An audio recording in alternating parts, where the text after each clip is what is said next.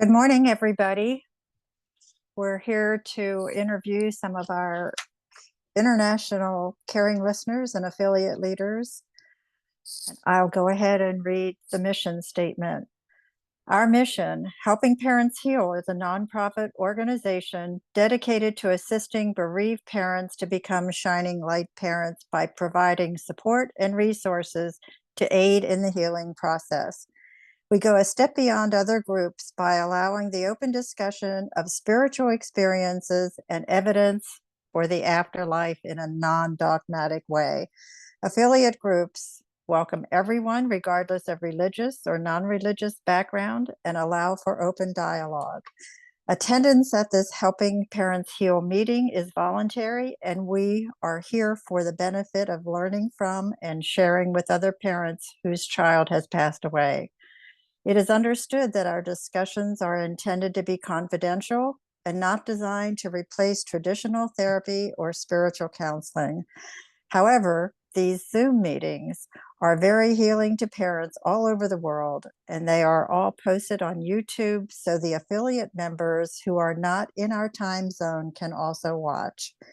Helping Parents Heal offers a wide variety of speakers, allowing parents to learn from many possible ways to heal. This includes presenters covering progressive topics such as afterlife evidence and connecting with children who have passed. The views expressed by our guest speakers may or may not reflect the opinions of Helping Parents Heal leaders and members, so we ask that you take from their presentations whatever may benefit you personally. Now I'll turn it over to Mark to start the interviews. Thank you very much, Joyce, and welcome everyone, whether you're watching live or whether you're watching the recording later. You're in for quite a time here, learning the wisdom, the caring, the love from these shining light parents. I define that term as parents who, probably like you, had one or more children pass on. Not pass away, but pass on. Our record is a mom who had all 5 of her children change worlds, transition from Earth. Excuse me, those are the words we use to make clear that your child didn't really die, just the earthly body. And over 99% of who and she is still very much alive, wants to be in contact. Well, these shining light parents initially went through understandable grieving, pain, sadness, anger, guilt, self-blame, all the lower energy emotions that are very understandable.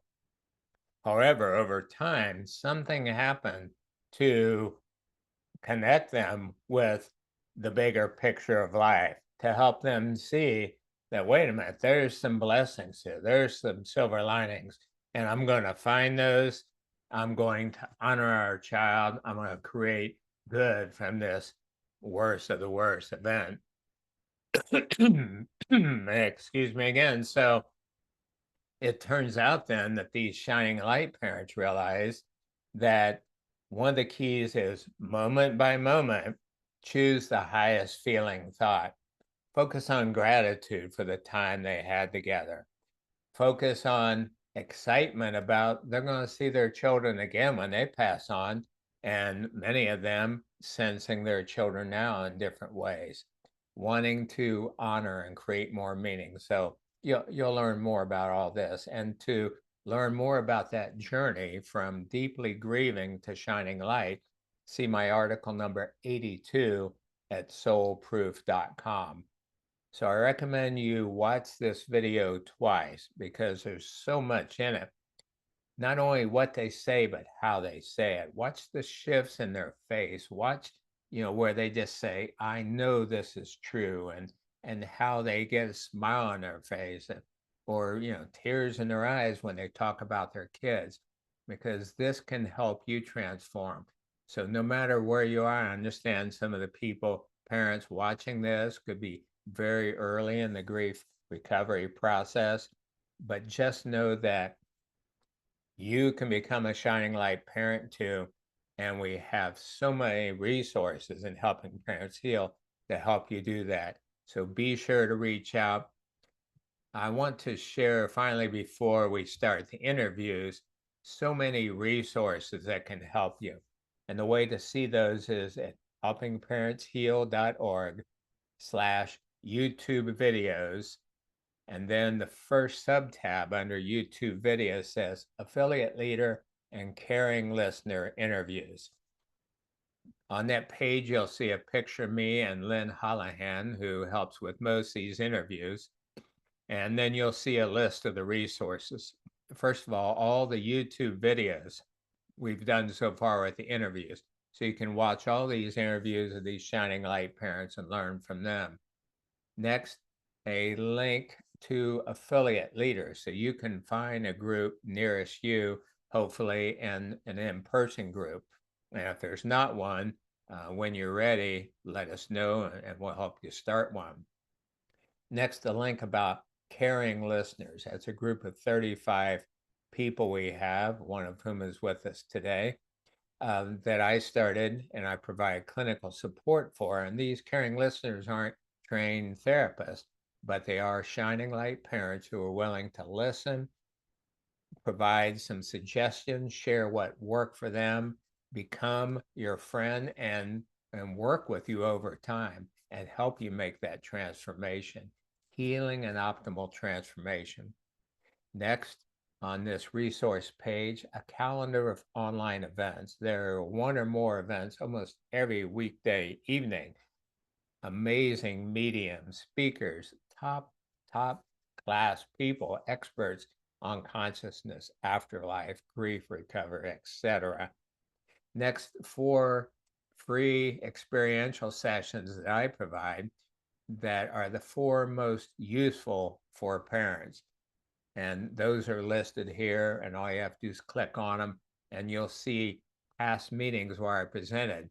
These are only $15 if you buy on my website, soulproof.com, but you can get them for free and watch them and do the actual session. That, again, is so powerful, help you in so many ways. Next to last, the most commonly recommended articles on my website, soulproof.com, so you can read those. For example, number 2 is When a Child Changes Worlds. And then also ones when a child passes by suicide or when a child's body is murdered. And again, notice the specific language. Your child wasn't murdered, your child's body was murdered. And that's all the difference in the world. And then finally, links to radio shows I did with people like Wayne Dyer and Raymond Moody and Brian Weiss and Michael Newton, top experts that you can listen to free radio shows, again, at soulproof.com. So tons of resources out there. If you need something, ask. We want to help you get to this point that these people I'll be interviewing right now are doing. So with that, we have first who volunteered, Anna and Froda. And tell us about your Alexander, please, his life and passing. So I would like to say thank you for having us. We really look forward to this, to talk about Alexander. So Alexander, he was supposed to be born in March 2004, but it didn't come out until mid-April. And we had actually planned a home delivery for Alexander, but he seemed to enjoy himself way too much in my belly, so it turned out to be a hospital birth at the end. At that time in our lives, we lived in Norway. So Alexander is actually born in Norway, but lived most of his life in Sweden. So he was late into this world, but once he got here, he was always in a hurry. He turned out to be a very active kid, very curious kid, always on the move, always eager to explore. And as a baby, he would always try to turn around in his stroller to see where we were headed. He would not just lay down and look up in heaven. He would just be all over, try to figure out what was happening. And Alexander, he had this wonderful ability to make people laugh. That's one of the things that we miss the most. That's all the laughs that we had. He had a lot of friends, a big network. So he was just a kind, supportive, and very patient child, even though he was always in a hurry. So he had a lot of friends, and we actually didn't know how many friends and how big his network was until after his passing. He loved sports, fishing, riding his bike, doing parkour, always challenging himself. Also very ambitious in school. Yeah, and the part that I have put most energy into is that a couple of months before his passing, Alexander bought a moped, and he and his best friend spent all the time in our garage building and fixing it. And that's because when he put his mind into something, he got very dedicated. So taking it apart, putting it together, and apart again, changing colors and so on. So in May 2020, he had just turned 16. He got involved in a traffic accident caused by the police, and he transitioned at the scene. His passing came as a shock to everyone, and the following years involved a lot of media coverage and 2 trials. To honor his memory, his friends arranged a caravan of mopeds that attracted hundreds of teenagers. The event has been repeated every year and has grown to include all kinds of vehicles because his friends has grown up and are old enough to drive cars and so on. And this yearly event so far has meant the world to us and given us strength. But it has also opened for new relationships with both Alexander's friends and compassionate strangers, totally strangers. That's fantastic. Beautiful. Thank you. And yeah, right off the bat, we have parents, and almost all parents say this, and these are signs of an evolved soul. And this is why the newsletter I write, or the Q&A I write in the Helping Parents Heal newsletter is entitled, Evolved Souls Don't Need Long Earthly Lives. And so some of those signs, a sense of urgency, because his eternal part knew he wasn't going to be on earth very long, or knew that was likely. Things aren't set in stone. So these kids have a sense of urgency. They want to pack it all in. And then the curiosity, kind, making people laugh. So the parents who really shift into shining light realize you go from, why did our child die, to, oh my God, we were so blessed to have an evolved being with us for this short period of time. I mean, it would be like, thank you, God. It's almost like you sent an angel or this high being, and you were blessed to be around him for 16 years. And that's such a shift. And the more, and you understand this, I can tell by your faces, the more you make that shift, the more then you can heal, and then you can just become such bright lights in the world. So thank you for sharing that. And then the same way with not realizing how much your child helped others, touched others, until the funeral and afterwards. And then these stories come forward. So thank you for sharing that.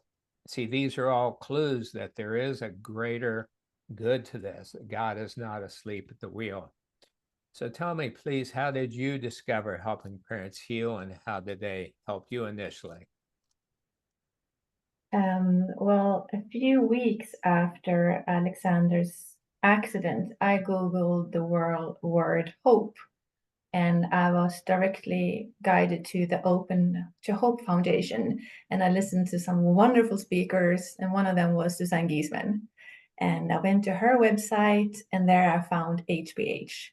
And we started following HPH on Facebook, and looking at all the comments from the parents and just felt that this was such a warm and loving group. And it was exactly what we needed. And we were fortunate enough to find it very, very early on this road. So we've been very blessed in that sense. Beautiful. And tell us how you two are serving others now, please, with HPH. We recently decided to start HPH in Sweden and have joined the Norwegian HPH since Alexander and we were born in Norway. So, and we moved to Sweden when Alexander was 3 years old. So we feel connected to Norway. And at the end of this month, the Swedish and Norwegian group are going to have its first Zoom meeting. So this is basically new ground for us, but we have plans. And it feels really good to have this Sweden-Norway connection together with the US, because I'm Swedish, my husband is Norwegian, and we met in the US 21 years ago or something like that. So it feels really good. Yeah. Our intention is to offer a secure place, a place where everyone, get the opportunity to express their emotions and their thoughts. And we are attending some groups here in Sweden, but we want this meeting to be a little bit different, where we want to put our children in the center, and just together exploring different ways to be able to communicate with the kids. Yeah, great. And I love the picture of him in the background there. I mean, he just looks so calm and happy. And so many times you look at the eyes of these kids in photos and you're like, yeah, that's an old soul. Yeah, he knew more than we did and was sharing it, with his life. So what are some things you all have learned about being able to sense his presence that might help other parents? Well, I've been meditating for 15 years. So when Alexander passed, I immediately turned to meditation. And then a couple of days after his passing, he came to me in the most remarkable way. I was sitting there and he just showed up, and he was just so beautiful. I mean, he is a beautiful kid, but he was even more beautiful with his blonde hair, this big smile, and he was just so peaceful. He had this wonderful light and wonderful peace around him. And he said, "Mom, I'm doing okay," and smiling at me. And that was so overwhelming. And I had to tell my husband, of course. So that was the first sign of, he's not gone. His body is gone, but Alexander is still right here supporting us. Yep. And after that, I started having dream visitations, and he came to me about every month, once a month, for about a year and a half. And he, in the same way, he would come, shiny, happy, hugging me, and just, showing love. And then after a year and a half, I got this thing in my head saying, okay, I'm done. I'm not going to come for a while. I'm I'm going to take some time off or something like that. And it's been some time off until recently. Now it has started again about 2 years later. So it's been wonderful. And how about you, Frode? Yeah, I don't have the dream part, but we have seen it with a few mediums. And the most astonishing connection was with one of the mediums during the second HPH conference. But that's completely other story, but it confirmed a lot of my suspicions regarding Alexander's passing. So it was a confirmation. Good. So let me mention two things. First of all, Anna, you mentioned dreams. And so we call these dream ADCs, ADC standing for after death context. And for those who want to learn more about those, you can see my article number 28 at soulproof.com. And it turns out that some of these dreams have been validated, have been researched. There's even people like Carl Jung, the legendary psychotherapist, colleague with Freud, had dream ADCs and did follow up to confirm that it was really a visit. So the point is that these dream visits are not necessarily your wishful thinking, your imagination. There's some good clinical evidence that they can be at least a real visit. Some mediums describe it as the parent on earth is going closer to the child and the child's coming closer to the parent, and they meet in some time-space dimension. The other thing is with dads, and the reason I was interested to hear your answer, in my observation, dads usually have more trouble sensing their kids. And I think because dads feel more anger and guilt, anger toward themselves, like, I didn't protect my child. And so there's a dad's father's healing group that you can see at the website helpingparentsheal.org. And they have a wonderful fathers group. So for you dads out there, if you haven't been sensing your child like your wife, that's fairly normal, fairly common, and just know that dad's group is there for you. So both of you, I'd like to hear a few things you've learned that you understand now after going through all this that you'd like to share with others.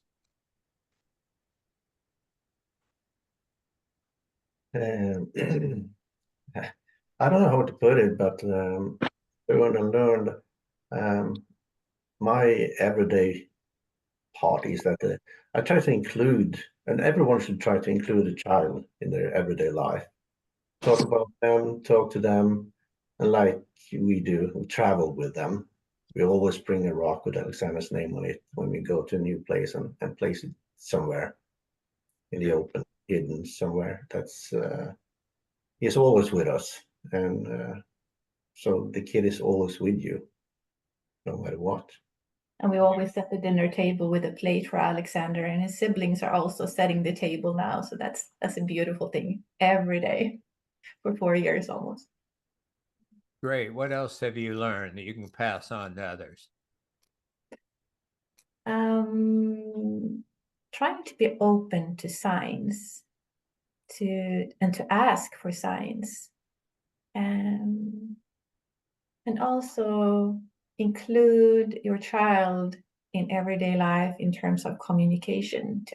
I always ask Alexander questions. What do you think about this? What should I do? And he always answers in some ways. And he has this beautiful, usually with very short answers, but he's also so to the point, short and to the point. So Yeah, talk. that's pretty classic for, quote, spiritual communication, by the way. It's usually very deep when you think about it, but short and to the point. So share a little more, please, about when you say he always answers. How do you detect that? Well, usually I open my hand, I stretch out my hand and my arm in my hand, and I say, Alexander, are you here? And then I ask him a question, and then I just sit and listen. And usually it comes really quick, like a sentence. I can just hear an answer. It's like a thought. And I'm thinking maybe that's my thought, but then then again, I know it's not. I know it's him. I know it's him telling me. And we've been going through some rough times with investigations and trials, and a lot of hard things has happened. And he's been telling me all along, let it go, Mom, let it go.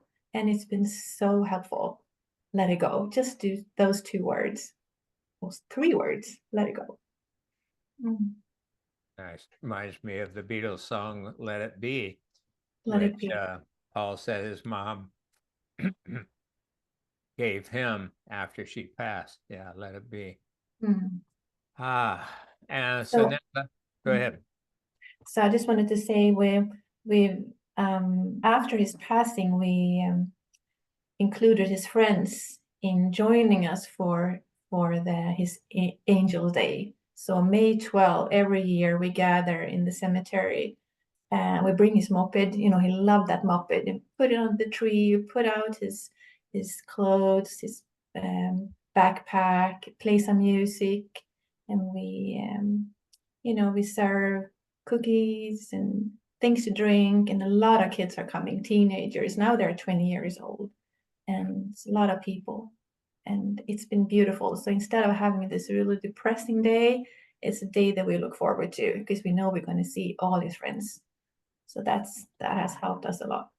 That's it. That's it in a nutshell, folks who are watching, that you notice that shift from a depressing day, oh, this is a day, to let's have a celebration. Let's get others involved. Let's remember the good things. So now probably the toughest question, you understand from a limited earthly perspective, and most humans are looking at life as though through a tiny pinhole.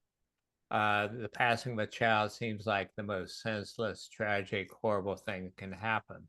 However, of course, there are other views. So what are your beliefs or knowing about there being a timing and a meaning behind Alexander's passing? There was always something special and different about Alexander. It was like he was in a hurry. He used to say YOLO, you only live once. Personally, I didn't like that expression, but what can I say? He was young. That's how he expressed himself. A couple of months after the accident, we got a voice recording from his school where Alexander spoke about life and death. In his speech, he pointed out the importance of continuing doing joyful things in life, even after experienced tragedy. He expressed love and gratitude to us, but also encouraged others to call their parents and tell them that you love them.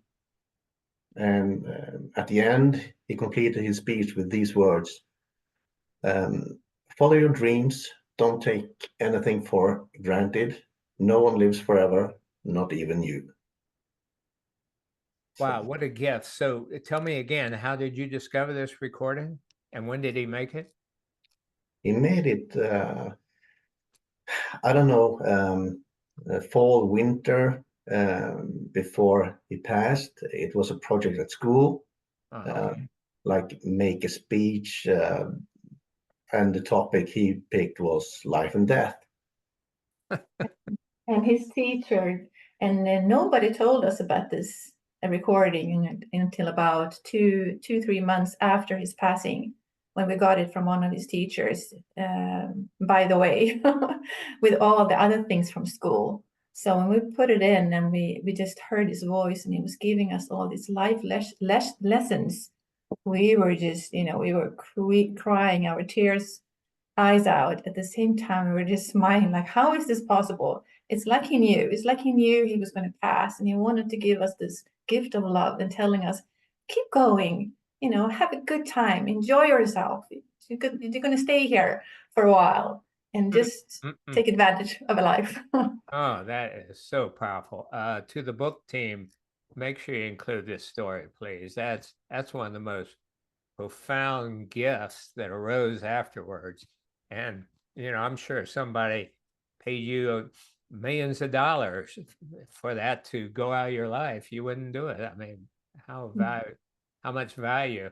And to all parents, just know that if your kids could, they would create the same thing, because they're all pretty much saying the same thing. Don't worry about me. I'm alive and well. I love you. I want you to be happy. I'm in bliss. I'm in a realm characterized by those higher energy emotions. And please, moment by moment, choose those. I know it's tough sometimes, but you can do it. And that's when you'll be able to be on the same wavelength as your child and sense them. And that's also when you'll be able to share those gifts that quite likely you and your child designed before coming here. So, oh boy, you got me on that one. Well, thank you so much. That's so powerful. God bless. Woo. Okay, Terry. I hope yours. Wow, just give me a moment to get my breath here. But Terry, come on, please, and tell us about your beloved Rick, his life. I'm passing. Thank you for having this opportunity to share Rick and all our children. Rick was born on the 14th of March 1992, and second of 4 children. And Rick was, at 3 weeks, he had meningitis. And it was a bit of a catalyst, I think, because the doctors and were saying to me, how did you notice? Because he was so young. How did you notice something was wrong? And we put it down to, they said, well, a mother's instinct.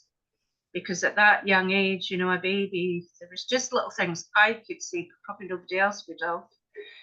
And I called the doctor, but I couldn't wait. I had this urgency, and I called an ambulance, and they all came at the same time. But he came through that, fully recovered. But it was, out of all my children, Rick was the one that I worried about. He was the one that, he was such a cute kid. He was so funny and giggly and such a lovely nature. But as he came into his early teens, the addiction side began to show, and he was quite young. He was starting to follow an older crowd in the village, and it was quite hard to keep a boundary around him.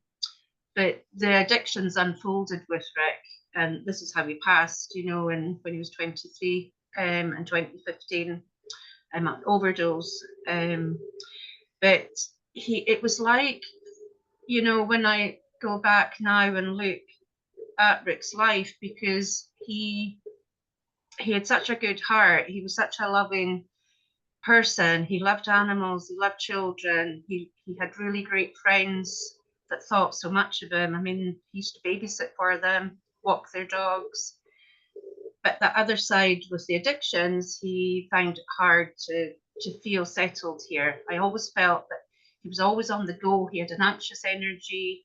He couldn't hold down a job for long. He always had to be doing, even at a young age. He would be taking handles off the door with a screwdriver and putting them back on. When he was older, he would be doing something random, be like, what are you doing, Rick? I'm just making a new step at the front door, Bam. So we called him our lovable rogue. And the addictions became, probably the last 9 months of Rick's life escalated, and he went from just high risk behavior to suddenly he was on heroin. He was now and again taking it. And I think this is what his struggle became hard, because he had the guilt and the struggle of what he was doing, but he didn't want to do it, and he became quite depressed. So October 2014, he had a serious overdose. He was in intensive care. And then I took him home with me, had his own flat. I took him home with me to support him. And March, he had another overdose at home with me.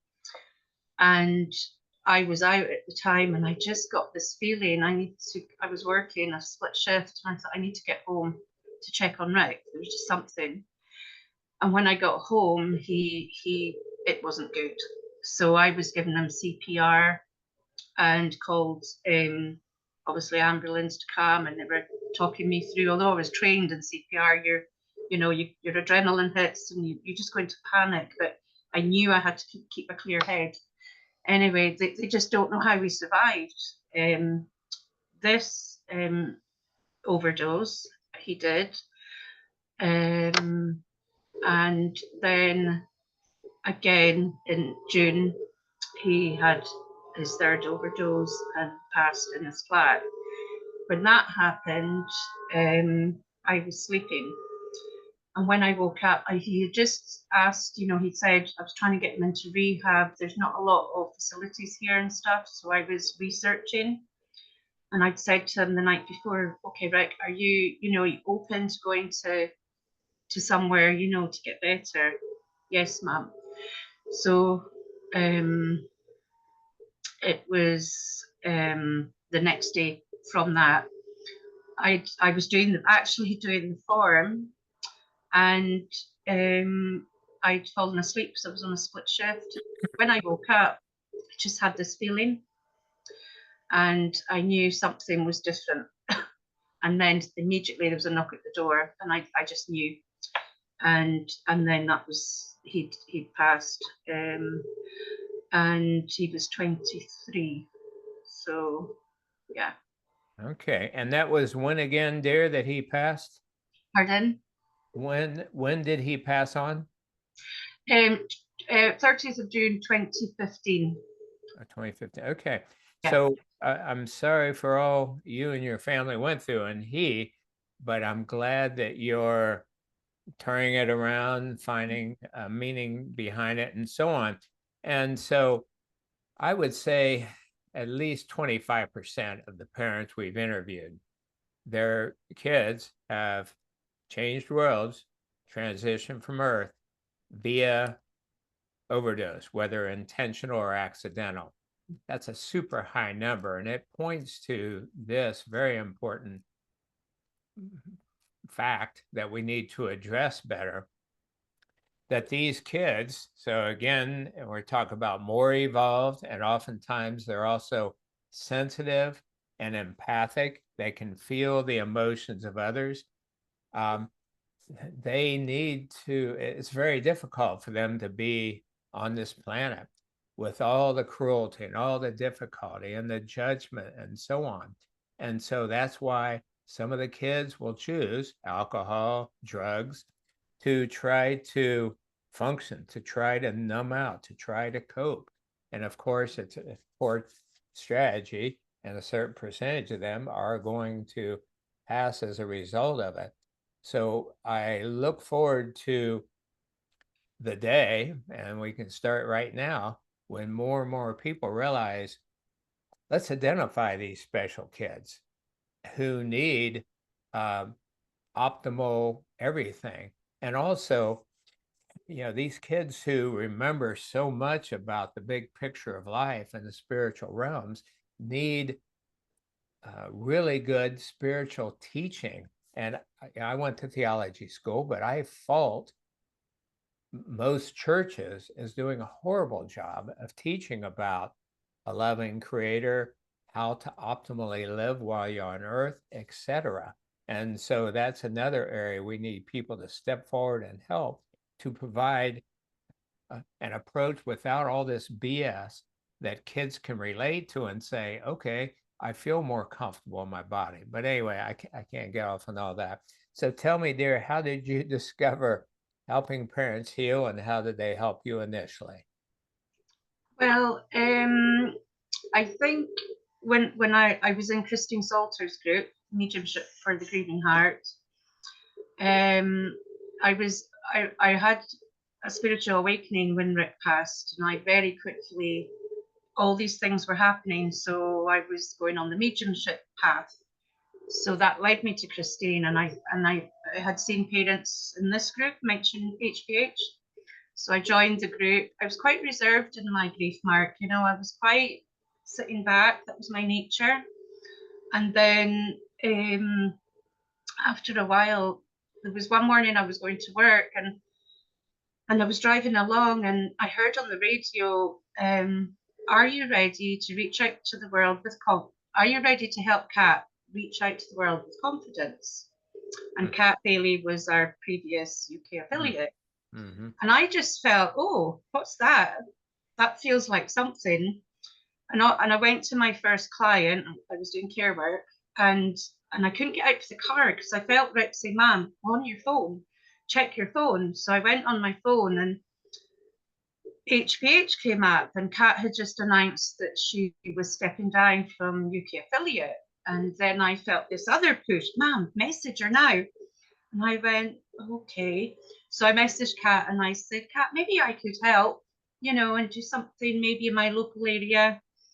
And Kat, before I knew it, Kat had said, "Great," and tagged in Elizabeth. And And then within half an hour, I'd gone into my client, come out, and I was the new UK affiliate. And I went, Rick, what's just happened? And it was just amazing, you know, because this is what our kids love to do, take us out of our comfort zone so we grow, you know. And it was a way of helping other parents, you know, and through healing myself while helping other parents as well. Yeah, it So sounds like it. And by the yeah. way, those who are watching, be sure to rerun and look at what Terry did when she said she heard about Cat Bailey, and she said, "Ooh, that sounds," but she touched her heart, or what's called the fourth chakra, the heart chakra, and so she felt that as well as heard it. So it sounded like a good idea, but she heard in her heart and head. So tell us how you're serving now, helping parents heal. I began, you know, with the group doing the meetings and things, and then Joe that does admin support. You know, we work really well together, and I think you kind of feel guided by the kids because I began to feel quite intuitive in what was needed. So sometimes you would feel chat room just to open a space for parents to come in and share space. Sometimes it would be to bring in a provider, HMH provider, meditation, a medium, a talk. You know, it's amazing the resources that we have and the speakers, and getting to know all the providers now after 3 years.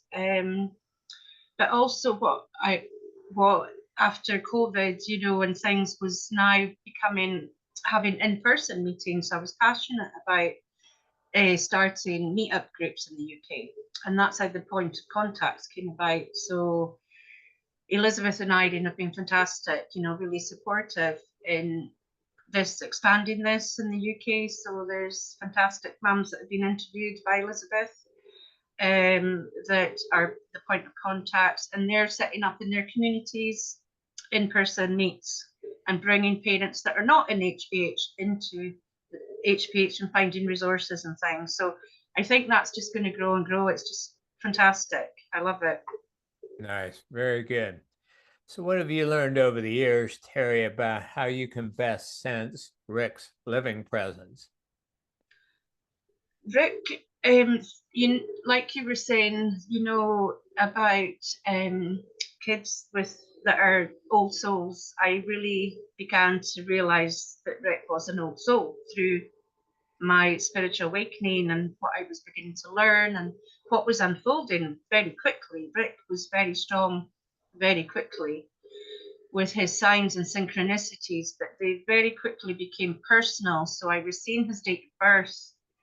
I would look at the clock in my car and it would be 14:3, and then an influence to look at the mileage digits, and it would be 1992, his exact date of birth. So a lot of things became very specific.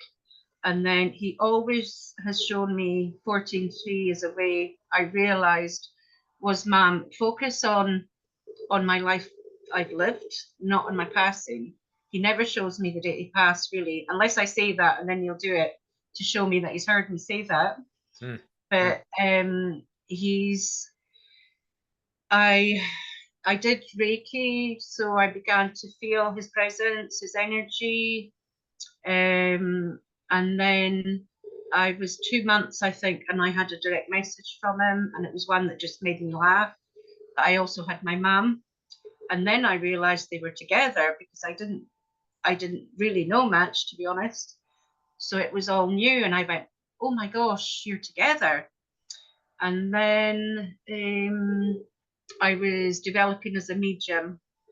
I was guided to go to the Spiritist Church, and Rick was just so strong. He, you know, I realized they keep their personality, you know, the memories, everything. And then I was doing my research, and it was about asking our kids for things, you know. So I'd ask for spirit touch, and I says, okay, Rick, you know, I'm open to that. So Great. I'd gone to bed and I was lying there and I could just feel on my toe, very, very light. And I went, oh, was it? And the next minute I felt this and I knew it was. So the next day I thought, right, okay, I'm going to set up a calling card. So I said, Rick, when you're with me, touch my nose and I'll know it's you. So a couple of days later, I was sitting on my bed and I actually felt this presence in front of me. And then it felt like a physical finger running down my nose. And I was just blown away. But at that time, it was still, you know, I was still struggling a bit as well. Right. So I had quite a profound experience with that. I went to sleep. I was trying to go to sleep. I was talking to Rick in my mind. And when I'd read about they keep them, you know, our children keep their memories. So I was saying, right, you know, I know it was difficult at times with the addictions, but I hope you have good memories, you know.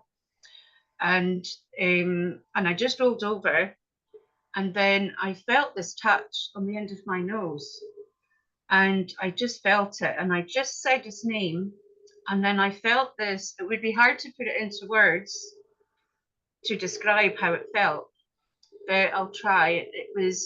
I felt this surge of energy go in my body, and when it reached my heart, it was just pure divine love. It just touched every part of my body, and it was like it was flowing. Yeah. And I just was lying there, and I knew it was just the love. I'm sharing love with Rick.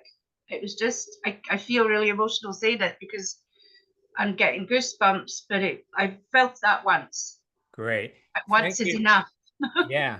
Oh, exactly. Thank you for sharing that, Terry. And, you know, to parents who are new to this, initially that might sound a little woo-woo or crazy, but there are many parents who have had experiences like this. And I really appreciate you sharing where you just said you worked out a system. You know, okay, if you're there, touch me on the nose. So whatever comes to you, how you can communicate with your child, go with that. So what are some things you've learned over the last, almost 9 years now, that you'd like to pass on to other parents, Terry? I think the two words, I connected with angels at the same time as I was connecting with Rick when I opened up, and I realized through Sue Fredericks that some of our children, our old souls, are from the angelic realm. So that made sense to me why it was unfolding that way. But the two words I've always been given has been faith and trust, you know, is to have faith and trust that our children are here. So yes, early in our journey, we have that deep, hard grief and that pain. But, and just because we don't see our children anymore, it doesn't mean to say they're not there. It's like what it was felt to me as like an elastic band being stretched, that the bond and the connection's still there, but it's just stretched for a while until we learn and we come back, and that connection builds again. And through, I think, being patient, you know, that I've done a lot of research with universal laws, and it's helped me. And I think knowing that, you know, our universe is governed by these laws, and I relate it to my healing journey, that being patient, you know, if we're too much in a rush to control how things are going to unfold, we're going to miss the gifts along the way, because there's so many each day. There's always blessings, you know, even when we have that hard grief. But I think having faith and trust and being patient, I was given 3 words, was everything's coming to light. So it's been revealed. It will be known, you know. I was given that in meditation. And the last thing is, they say, you know, we always hear about having given ourselves permission to grieve. But I always say when that grief starts to soften, is giving ourselves permission to heal, because we can get to that point. What I felt was I got to a point where I think I was ready and I was shifting, but I was consciously sabotaging and holding myself back because maybe like there was guilt there was, you know, things that were still there. But I then consciously, when Rick helped me to understand that he feels what I feel, and I said, okay, I'm not gonna, I know you struggled here, and I knew he was happy. I know he's happy where he is. I feel that. So I said, I'm going to consciously allow myself to heal, and I let it all go. Beautiful. Yeah, that's it in a nutshell. Thank you for sharing that. So finally, what is your belief about there being a meaning and timing behind all this? I feel when I look through our journey, even when Rick was still here and everything leading up, there was moments of intuition that I could feel before Rick passed. Mark, it must have been a few weeks actually, and I was driving and I felt this thought came to me, and it was, Rick wants to go up the hill at Foyers, and that's a place where I was brought up camping, and I brought all my children up camping, and it's a place we were happiest, you know, in nature, and Rick loved it there, and it felt like he'd passed it, but this is where he wanted to go. And I was driving, and I said, why am I thinking that, you know? And I pushed it away and got annoyed at myself. And Rick did pass a few weeks later, but I knew that's where he wanted to go, you know, and I had quite a lot of these things. I just knew that when he survived that second overdose, that I was trying to save him.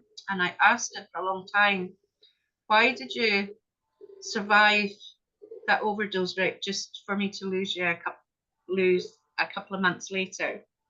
You know, you crossed a couple of months later. Why, what was that, you know, what's the understanding with that? And I felt him say to me, Ma'am, if I'd gone then, I didn't choose to go then because you wouldn't have gone on your journey, and we're meant to do this together. Wow. So yeah, there's some meaning and timing behind that. Well, thank you very much, Terry. I know you have a lot more to share. Unfortunately, we can't. Keep up the great work. Thank you, Mike. Thank you. Ann-Christin, you are on, please, and tell us about your beloved son, his life and passing. Yes, thank you for being here. So I appreciate that, being part of the group. And Joachim is his name, and he was called Jojo by friends because it was difficult for them to pronounce Joachim. He had a lot of foreign friends, so that's why. Mm-hmm. He was, and he is such a brilliant person here in this physical life. Wow, what's happening? Sandy, turn off your auto, please. Okay. Go ahead. So he was very close connected to nature and to animals. And he was, and he still is, a very deep and philosophical soul. So he lived deeply and fiercely. He was very self-aware, self-guided and self-learned. And he had this laser beam mind, that he had this determination to accomplish everything he set his mind to. And he did. So the last 5 years of his life, he lived more and less in China. And he trained extensively and became an incredible skilled Shaolin Kung Fu master. And for him, this was about his deep inner work and a journey of self-realization and self-discovery and self-improvement. And his biggest competitor was himself. So in a reading Susanne Giesman we had with her very early, she said that he lived like his life was his existential experiment. And it was very confirming for me. So I have listened to the recording to grasp it all. And I'm glad I have this recording.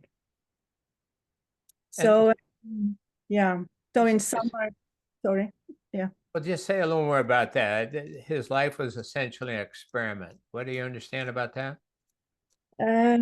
It was very confirming because he lived that way. Mm-hmm. He really lived like he wanted to take it in, and he wanted to be the best person he could be, and he wasn't in a hurry. He lived big, and he lived very fiercely. So we had it's a long story. I think it's not the time. Okay. Yeah. All right. Go ahead. Yeah. So in summer 2018, he went up in the mountains here.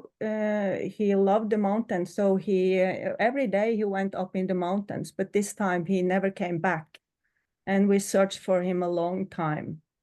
And unfortunately, later we learned that he had left this world by his own hand, and it was a terrible shock, such a blow. And we did not expect it, but I guess no one does. So, and he never took drugs. He was not mentally ill. Actually, quite the opposite. So it's a different story for each of us. And he was very connected to the afterlives. And when I think about it, it should not have been such a surprise. But at the time, it was a big surprise for us, of course, and a terrible tragedy. Sure. Yeah. Well, suicide and passing by suicide, we don't say committed, it's not a crime, is so common among these kids. And you can learn more about a way to respond to that in article number 4 at soulproof.com. This brings up another aspect of how we need to have our world better, take care of our food, air, water, decrease these drugs. My God, I just saw in the US, now it's up to 100 vaccinations recommended by age 18. Are you kidding me? That's an assault on the immune system and the brain. So the brain is, oftentimes these highly evolved souls will have also a very highly evolved brain, but they're sensitive to things like chemicals and heavy metals and nutritional deficiencies and drugs, pharmaceutical drugs included. And so if there's too much of this, the brain doesn't work right and kind of spins out of control. So I've been working with suicidal people since I was in theology school and age 24. And it's quite common that all of them are in such severe pain and or imbalance that they just can't do it anymore. And so anyway, see that article number 4 to learn more. And we in Helping Parents Heal consider that to be just another way back home. There's no judgment about it. It's a way they push the reset button and continue the next phase of life. So thank you. Absolutely. So how did you discover Helping Parents Heal, and how did they help you initially? Yeah, I was very alone. Here I lived, so I quickly went online, and I found We Don't Die Radio with Sandra Champlain, and through her I found the Helping Parents Heal and Susanne Giesman, and also Arthur Findlay College, and so much more. Good, good. Sandra's one of my favorite people. She and I are working together on some fun courses for the future. Good, and tell others how you're serving now. Well, we just started, but I'm thrilled to be together with Frode and Anna. So we are together, and I'm sharing to the best of my ability to translate from the main site into Norwegian, because the Norwegian people, the Norwegian parents, they want this stuff in Norwegian mostly. And I also found the one Norwegian mother in Helping Parents Heal. So we are friends now. And yeah, this what more do I do? We have just started actually. So we will have this meeting the 28th of February, as Anna said. And we take it from there, I think. See what we Wow, are. excellent. Translating the HPH website, that's a labor of love. Yes, to the best of my ability. So, and to create a safe place, you know, because I know a lot of parents in Norway, they get signs from their kids, and they do not talk so much about it. So it's important to have this safe place, and if I can help create that, I will be very happy. Beautiful. So what have you learned over time about how you can best sense, and I'm going to try Joachim's presence? Yeah, I felt his presence very immediately, and I knew it was no death, but it oh, sorry. Um, ah, oh my God, sorry. Let's see. That's okay. I can't wait to hear the rest. Hello. So that's why. Oh, I mean, could you ask the question again, please? yeah. So Yeah. what have you learned about sensing his presence? The thing it's my favorite, it's I have out of body experiences, and I met him there, and it's really profound, and I prefer that way of meeting him. But I also have signs, and I can hear him, and I love that way of communicating too. But out of body experiences are absolutely the best.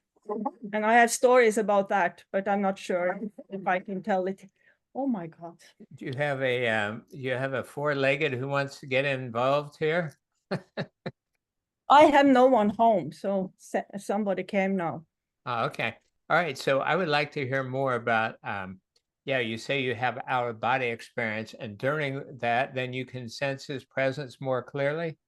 Absolutely, and not every time, but it's a special story I would like to quickly mention, because Sure. it came just some weeks after he left, and then the trauma just threw me out of the body. I think I was more outside my body and inside my body, and on one occasion, I woke up in a bed in an old room, in an old bed, and it was this frame on the wall with embroidered letters that told me, all is well on this sign.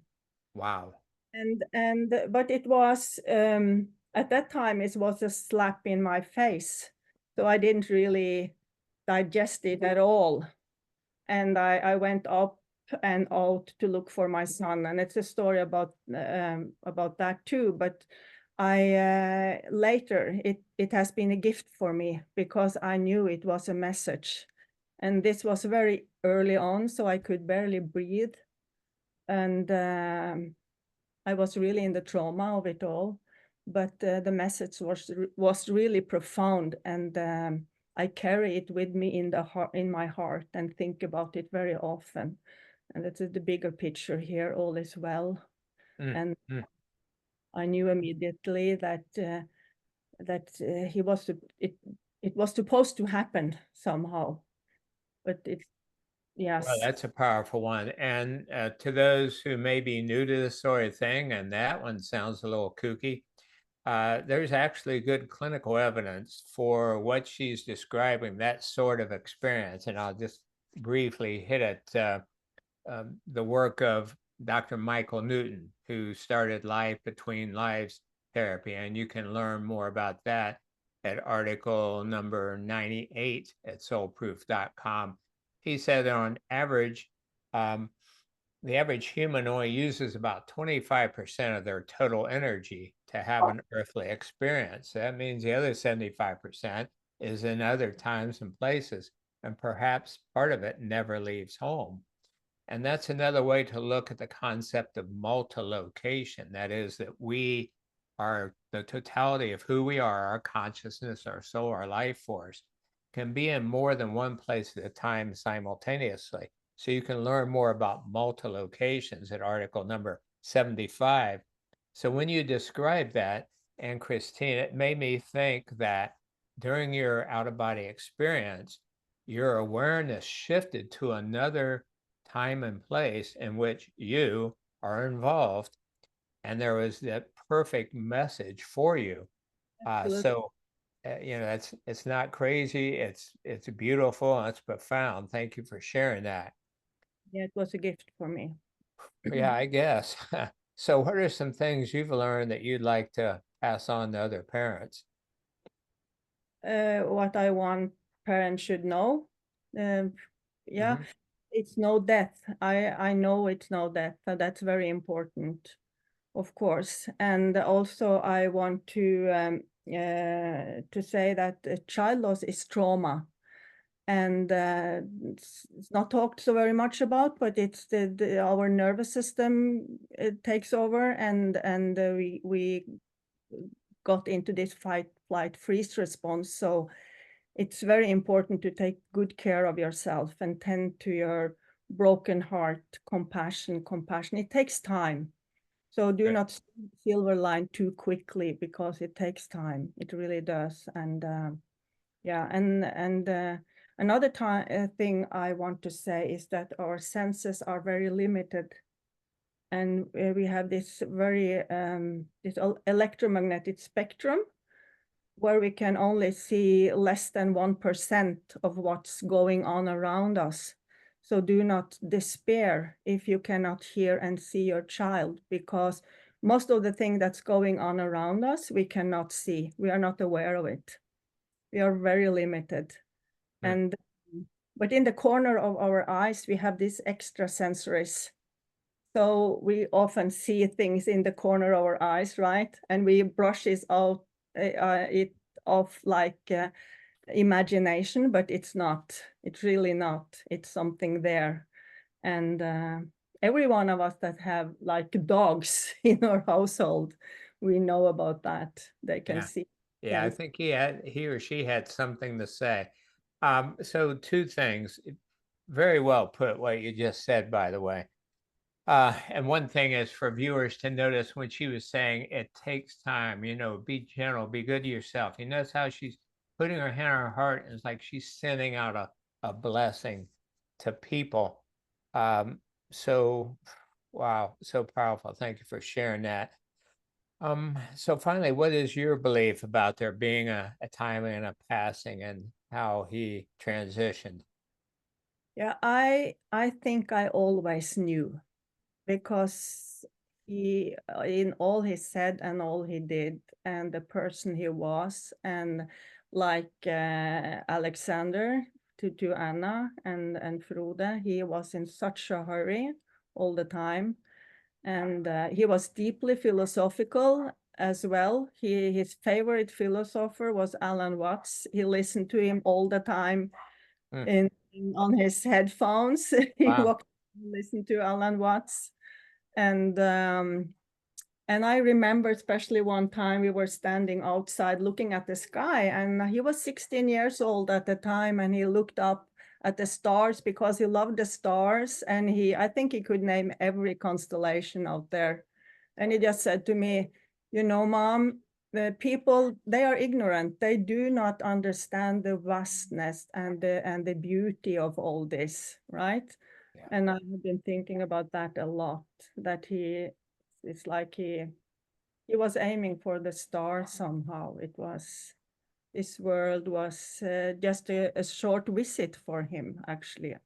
And Yeah. he's still here. He has a lot to do, and I feel he's helping us from this other side. He's at the other side helping us.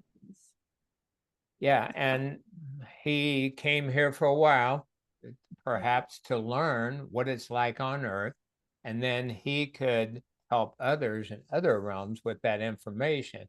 Yeah, helping from a higher realm. I mean, Alan Watts, this guy's in the 60s. You know, I listened to him when I was a 20-year-old in the 70s. I can Who see listens to him I don't know. I'm quite sure he rushed to him immediately. Yeah. Susanne Giesman said that too, that she had a vision of him sitting with some guys he was talking with, discussing. Yeah. I believe all our kids, they have these other tasks to do on the other side. Well, thank you so much to you and to all of you. So powerful. It provides so much hope to those who watch this. Again, listen to their words, but also watch their bodies, their faces, and so on, what they do with their hands. They're showing you a way. They've done it. You can do it too.